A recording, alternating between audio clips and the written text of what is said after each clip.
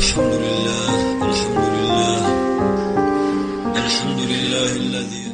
Allah korkusu ödünü kopardı mı bir ferdin? Şakaveti düşünülebilir mi? Yağması tağlanı bahis mevzu olabilir mi? Hırzı namusu çiğnemesine ihtimal verilebilir mi? Katiyen ve katibeten Yükseldiğiniz makamlardan istifade etmek suretiyle mallar, mansıplar tedarik etmeye kalkmayın. Demek ki taht kurduğun gönüllerimizi terk etmedin. Demek ki bizi bırakmadın. Yangın bacağı sardı. Sokaklarda çirkef akmaya başladı. Fakat buna rağmen sen bizi terk etmedin. Nefsimle beraber sizi sahabi ve tabi'in olmaya çağırıyorum.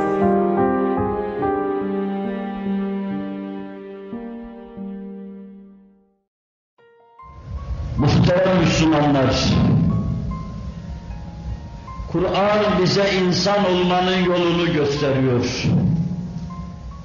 Kur'an bize insanlar arasında insanca münasebetleri öğretiyor. Kur'an insanı yükselten ve yücelten yollara işar ve işaretlerde bulunuyor. İlahi ahlakla ahlaklanmanın yolunu açıyor. Hz. Muhammed sallallahu aleyhi ve sellemin pratiğiyle ve kendinin nurlu beyanıyla bize cennete giden yolları gösteriyor. Kur'an'ın insanı faziletleştiren, insanı yükselten, insanı melekler seviyesine çıkaran talim ve tebliğ buyurduğu ahlak sayesinde insan, insanlık tahtına oturacak. Burada ve orada aziz olma hakkını kazanacak. Sadece bir tek noktayı bugün dikkatinizi arz edeceğim. O da insanı insan bilmen, insan manasına saygılı olman, insana karşı çalım satmama, kibirlenmeme, gururlanmama, insanlar karşısında kendini büyük görmemem, çeşitli büyük görme yollarını değerlendirmemem, mütevazı olma, yüzü yerde olma ve bu sayede yükselme imkanını bulmam. Halka mal olmuş Efendimiz'e isnat edilen bir söz vardır. Men tevâdâ refâhullâh ve men tekebbere vedâhullâh. Kim yüzünü yerlere kadar indirirsem, kim nefsi itibariyle kendisini hor ve hakir görürse, Allah onu yücelttikçe yüceltir. Kim burnunu diker büyüklenirsem, yüce yerlere gözünü dikersem, alemi kendinden küçük görürse, Allah da onu alçalttıkça alçaltır, yerin dibine batırır, Karun gibi eder. Yine muhbir-i sadık ferman ediyor. Beynema raculun fi burdin, fi burdihi a'cabethu nefsuhu, fekasefallahu bihil ardım. فَهُوَ يَتَلَجْلَجُ فِيهَا اِلَى يَوْمِ الْقِيَامَةِ اَوْ كَمَا قَالٍ. İçinde çaka yaptığı çalım sattığı elbisesiyle mağrurane ve mütekebbirane gezen bir insan vardı ki bir aralık kendini beğendim, bir aralık kendini büyük gördüm. Allah da onu yerin dibine batırıverdim. İkbalini idbare çevirdim. Zafer bulmanın doruğundayken, kendini aziz gören insan, devletler yıkıldığı gibi milletler de öyle yıkılır. Milletler yıkıldığı gibi fertler de öyle yıkılır. Anlatılmak istenen şey de budur. Bu sembol içinde anlatılmak istenen şeyi kavramak mühimdir. Fert çalım satar durursa, Allah ikbalini idbare çevirir. Dümenini alt üst eder, bütün düzenini bozar onun. Devletler hakim olduk, muvaffak olduk derlersem, zaferin doruğundayken ve bundan dolayı rehavete girerlersem, kendilerine hassas yaşamayı bırakırlarsam, tevazuyu arkaya atarlarsam, insanları kendilerine kul köle ederlersem, Kanuni Süleyman devrini yaşasalar dahi Allah onları baş aşağı getirir, ikballerini idbare çevirir. İnsan tevazu nispetinde yükselir.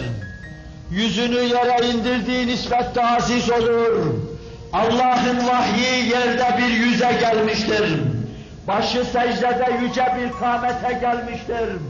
Ve o vahyi pratik hayatta devlet halinde tatbik sahasına koyan ve devletleri yutabilecek büyük vakumu meydana getiren yine mütevazi kâmetler, yüzü yerde olan kâmetlerdir. İslam orduları sağda soldan her gün bir fetih destanı yazıyor. Seyyidina Hazreti Ömer, medeniyetin beşiği, Efendimizin köyü, bir bakıma yerin memesi olan, Efendimizin beslendiği yer olan medeniyet Medine'sinde etraftan gelen bu fetih destanlarını dinliyor. Beyt-i Makdis'in fethedildiği haberi de geliyor. Anahtarları rahipler, ruhbanlar, papazlar fatihlere vermiyorlar. Biz kitaplarımızda gördük, bunu verecek zatın evsafını biliyoruz. Biz o zatı görmeden vallahi Beyt-i Makdis'in, Mescid-i Aksa'nın anahtarlarını kimseye vermeyiz diyorlar. Seyyidina Hazreti Ömer yola çıkmış. Bir at kiralamış devrin halifesi. Kiraladığı bu at veyahut da deveye yanındaki hizmetçisi ve kölesiyle münavebeten bine bine Şam'a kadar azmirah ediyor Hazreti Ömer. Bir at var sadece. Biraz Ömer binecek, biraz da hizmetçisi binecek bunun. Ömer İslam'ı o kadar anlamış. Ömer'in yüzü o kadar yerden. Romalılar gibi saltanata çok müptela. Debdebe ve alayış içinde yaşayan insanların elinden anahtarı almak için giden Hazreti Ömer, hizmetçisiyle münavebeten bir deviye binecek. Ve ecnat Mescid-i Aksa'ya yaklaşırken kendisini karşılıyor. Büyük kumandanlar, ayaklarının altının tozu kumandanların başındaki taclara sorguç olacak büyük kumandanlar, Ebu Ubeyde İbn-i Cerrah, Amr ibn As gibi, Muaz ibn Cebel gibi kumandanlar, Yezid ibn Ebi Süfyan gibi kumandanlar Hazreti Ömer'i karşılıyorlar. Koca Ömer kah paçalarını sıvıyor, devenin zimamından tutuyor, hizmetçisini bindiriyor, kah kendisi biniyor ve Mescid-i Aksa'ya doğru adım adım yaklaşıyorlar. Ve cesaretle bunlardan bir tanesi şöyle diyor: ey Allah'ın peygamberinin halifesi, bunlar debdebe ve alayişe çok müpteladırlar. Devenin üzerine sen binsen de buraya içeriye girerken, devenin üzerinde seni, zimamında da köleyi görseler, Ömer çok canı sıkılıyor. İnnemâ a'azzanallâhu biddîn. Allah bizi din-i İslam'la aziz kıldı. Bunun dışında bize gelecek izzete kapımız, penceremiz kapalıdır. Ve işlerinden geçiriyorlar. İşlerinden geçiriyorlar inşallah Mescid-i Aksa'ya yaklaşınca. Sıra Ömer'e gelir de öyle olur, madem kabul etmiyor. Sıra Ömer'e gelir de öyle olur, Ömer devenin üstünde. Tam Mescid-i Aksa'ya yaklaştıklarında Ömer deveden iniyor, bu defa hizmetçi biniyor. Hazreti Ömer öyle karşılıyorlar. Bu tablonun bir tarafıdır. Öbür tarafında elinde binbir heyecan ve halecan içinde anahtarları tutan Mescid-i Aksa'nın halkı vardır. Boyunlarında stavuzlar, Hristiyanlar vardır, rahipler vardır. Saçını, sakalını manastırda bembeyaz etmiş rahipler vardır. Ellerindeki kitapları didik didik etmiş rahipler vardır. Seyyidina Hazreti Ömer'in düşe kalka gidişini görünce, üzerinde 14 yamadan, rukadan ibaret, haşa o yama değil, estağfurullah. Estağfurullah, o yama değil. O Ömer'in şerefiydi, madalyasıydı. O Ömer'in payesiydi. Dünyayı 14 yerden vuruşuydu, oklayışıydı. Yamalı cübbesiyle Ömer'i gördüler. Atın zimamından tutmuş yürüyen Ömer'i gördüler. Ve dediler ki kitaplarımızda biz bunu böyle gördük. Mescid-i Aksa'nın anahtarlarını alacak, hizmetçisi atın üzerinde kendisi onu yedecek.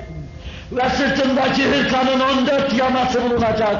Kitaplarımızda bunu böyle görmüştük dediler. Ve Hazreti Ömer anahtarı verdiler. Aziz Müslüman, ben bir mütevazi olmadan, kibri terk etmeden, yamalı elbiselerle büyük işler yapmadan, meseleyi dağıtarak bu noktaya getirdim. Asıl size anlatmak istediğim şey, yeryüzünde en büyük işleri Allah'a boyun eğmiş kimseler yapacaktır. Tevazu kanatlarını yerlere kadar indirenler yapacaktır. Rabbim yar ve yardımcımız olsun. Yeryüzünde vekar ve ciddiyetin temsilcisi olan, vekarlı ve ciddiyetli, kibirden ve gururdan uzak, cemaat olma haliyle bizi serfiraz eylesin. Ela inne ahsenel kelam ve ebleven nizam kelamullahil melikil azizil allam ve izâ kurâ'l Kur'ânu festemi'û leh ve ansitu leallekum turhamun.